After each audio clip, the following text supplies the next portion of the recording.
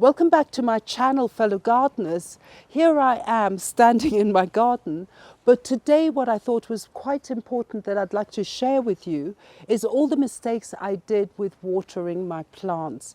And somehow through this process, I have got a few tips that I can share with you. So welcome back. My name is Alice and I'm the Red Soil Gardener.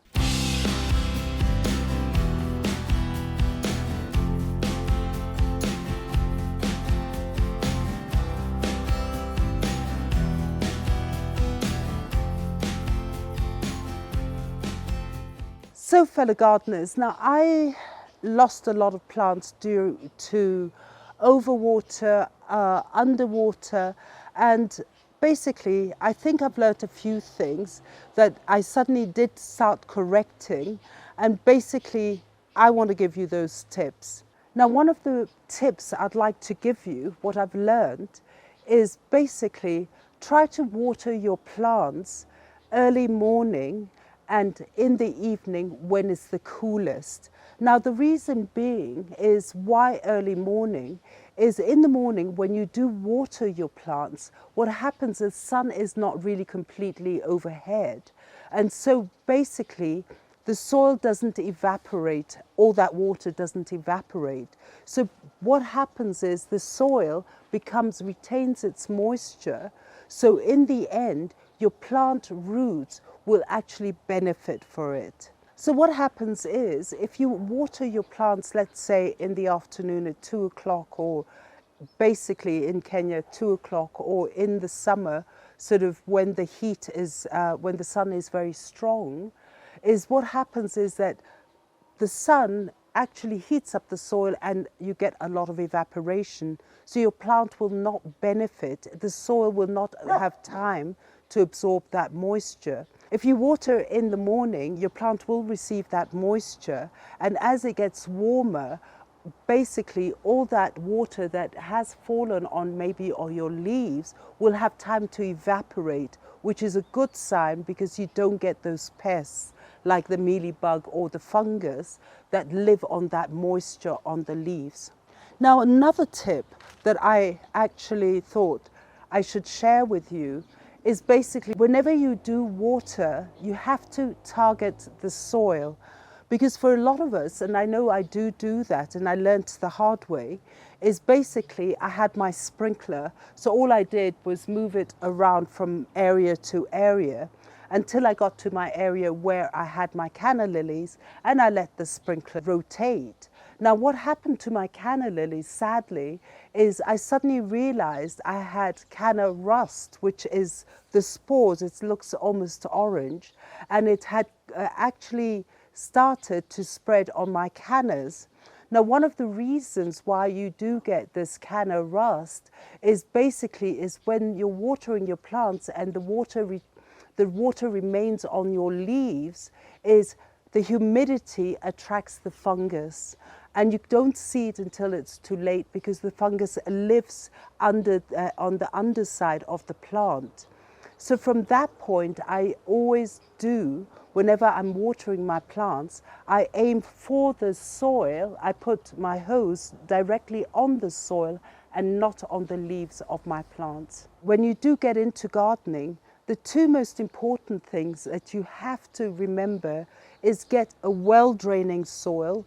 Have a look at the potting mix that you have in the shops, in garden centres. And also here in Kenya, there are potting soils that they do sell in the market. And once you do sort of develop and you become a gardener, you can actually start making your own compost mix for succulents or for just ordinary flowers. But having a good well-draining soil means that once the water does go onto the soil, it drains right through.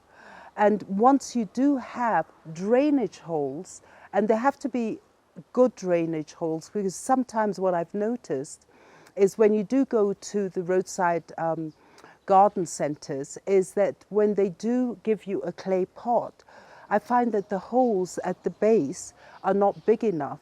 So what you need to do is when you do get back home, do enlarge that hole. So once you put your well-draining soil in your pot and you do run that water out, run that water through your pot, the water, actually excess water seeps out. In that way, it doesn't sit at the base of your pot, and which you can actually get root rot later.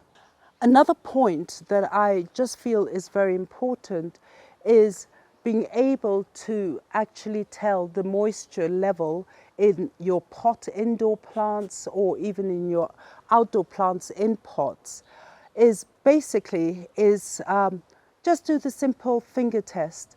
And once you do the finger test and get used to it, it becomes like second nature. I just walk around my house and I've got so many plants in there, and I just keep putting my finger in each pot. And once I feel that the soil is dry, I go maybe about 2 inches or 1 inch. I put my finger in there, and if I feel that the soil is dry, that's when you start to water. However, if it's still damp, I just don't touch that water. I just leave the plant to dry out.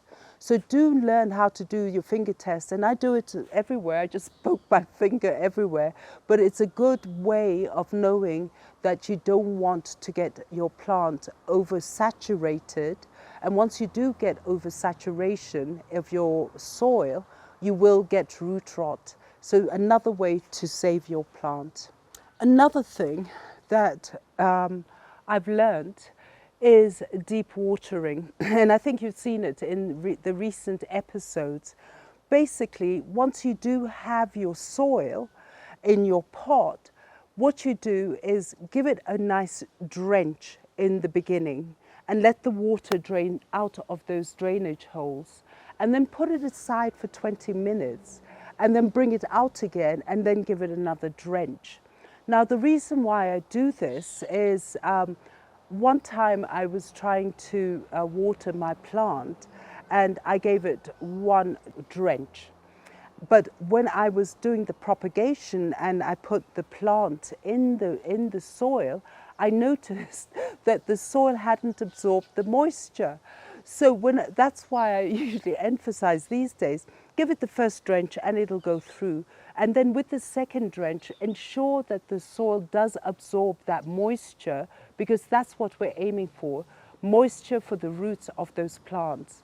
So 2 drenches, 1 and 2, and then you're good to go. The thing about deep watering is allowing the soil to actually absorb that moisture and retain that moisture. Now, the beautiful thing about it is that if your plant, you've done your deep watering, is the roots will eventually start to move right through the pot, making it actually more deep in the pot. So when you do have plants that we're just doing a light sprinkle and the moisture in the pot is only, let's say, 1/3 of it is actually retained at the top, what happens is the roots of that plant will only sit there on the surface. However, with deep watering, is those roots will feel courageous enough to go right into the pot, and you will never have a situation where the plant will suffer from a dry spell or eventually die. Now, the other thing about deep watering is once your pot is actually, you ensure that one watering session makes the soil saturated and retaining the moisture in the soil. What happens is that you could be watering every 3 days. But if you do these shallow watering, what happens, every single day you will touch the soil and it's dried out. But deep watering means that you will actually be able to schedule your watering every 3 days, because the pot is still, the soil is still moist. Now, basically is when your soil is oversaturated, because you're constantly watering your plant, what happens is that water takes the space of the oxygen, and we know that plants need water and oxygen, and it gets its nutrient from the soil. So basically is that once you do have a situation that your soil is completely oversaturated, first of all, you're actually depriving your plant of oxygen. And second thing, you'll get root rot, and that's the end.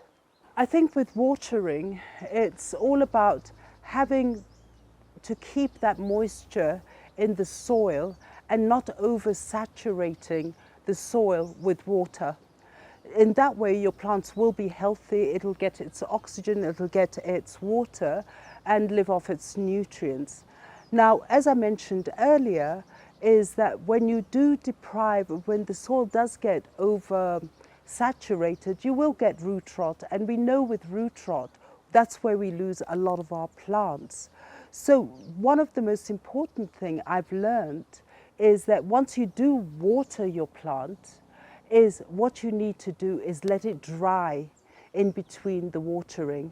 In that way, at least you'll ensure, once you do your finger test at the end of this, and you do find out that your plant, that your soil is dry, that's when you water it, as opposed to having a schedule that every second day or every week I need to water my plants, and you haven't done your finger test, you may be drowning the poor plant.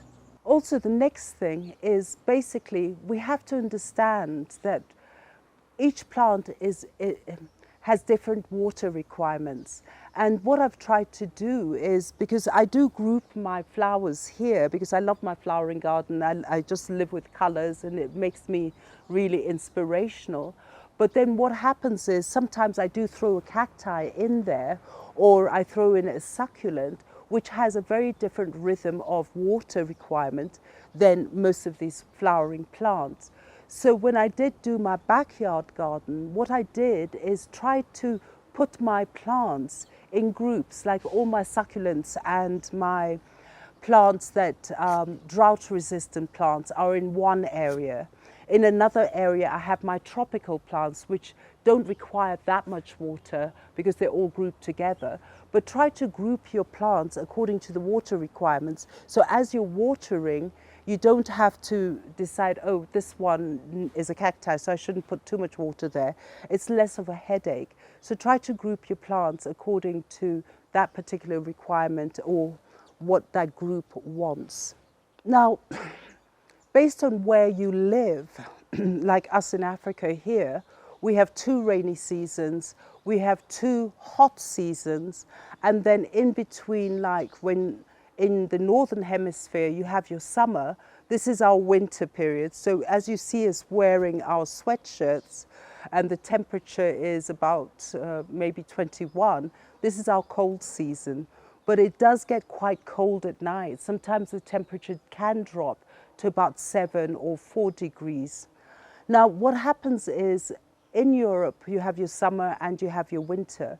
The requirement for watering in summer, because it's hot, the plant needs more water. Now, in winter time, because a lot of the plants do go into dormancy in terms that they're like, I'm taking a break, I am going to actually stop everything and take a break during winter and wait for spring. During this period of dormancy, plants don't require much water, very, very little water. So basically, once you know the rhythm of these seasons and the plant, do actually take note. Like in Kenya at the moment, because of our cold season, my sitting room is very cold, and basically I water my plants maybe once every 10 days, but I do my finger test. And when I do touch the soil, it's half the time it's still moist, so I don't bother to water. So do note that even if you live in Kenya and during the cold season like now, the plant do require less water. By giving it more water, you're actually damaging the plant. One of the things I've learned is mulching. I hadn't done it until I grew my Shatsa daisies at the bottom. And basically we had a really strong summer last year and I could see my plants just wilting and dying.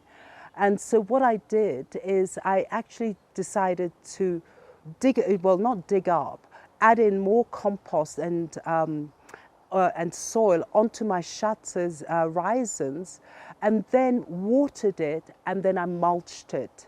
I actually got my mulch, there's someone who does supply, and I just covered the whole thing.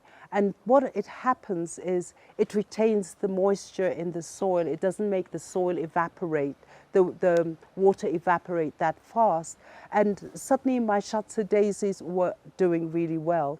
So what I do now is I do go round in the evening and I collect my leaves. We keep it out near the compost. I collect all that mulch stuff and I do spread it around the base of my plant in the pot.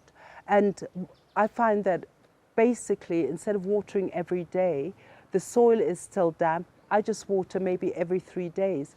Again, it's a good tip. Do start mulching. Now, the last thing I want to tell you is because I did have an infestation of mealy bugs and I got so angry. I got fungus, canna fungus, and then these white flies raided my garden. I was so angry.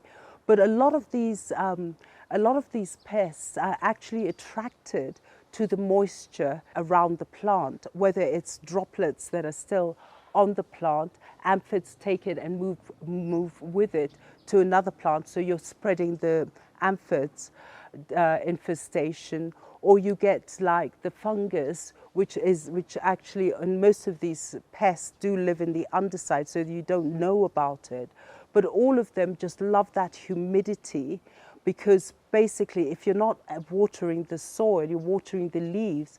These leaves, and if you have leaves, foliage, so much foliage, is that humidity and lack of air circulation is actually fodder for these pests. So one of the things that actually really helped me is understanding, once I was last year, is one of the things that really I think is a good tip is what happens with soil. It does get compact over the years, and unless you're doing a repot and adding new soil, but basically some of these plants, once it does rain, the soil does get compact. Now what happens is that if you don't open the soil, the plant doesn't get its oxygen. So what I do is I have my little fork, and so I go around to my plants and just open up that soil, just like this, so that in the end, when I water the plant, the water can actually, instead of meeting up with a compact soil, it can actually drain through. And also the additive is that you're actually opening up the soil and bringing oxygen to the soil, and oxygen is good for the plant. So that's what I do. I just go in and open up the soil. So fellow gardeners, I hope I've given you so many tips, and this is what I learned last year.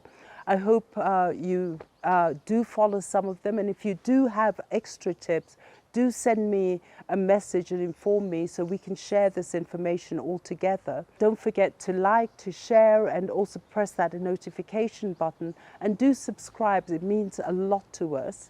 And don't forget, I'm on Instagram. I do post a lot there. I'm on Facebook and also on my YouTube comments. I receive a lot of lovely comments from all of you, very encouraging. And if anyone feels, just drop me a note, or even on Instagram. Thank you, fellow gardeners, and happy gardening. And do take those tips quite seriously, and maybe it'll help you. Bye.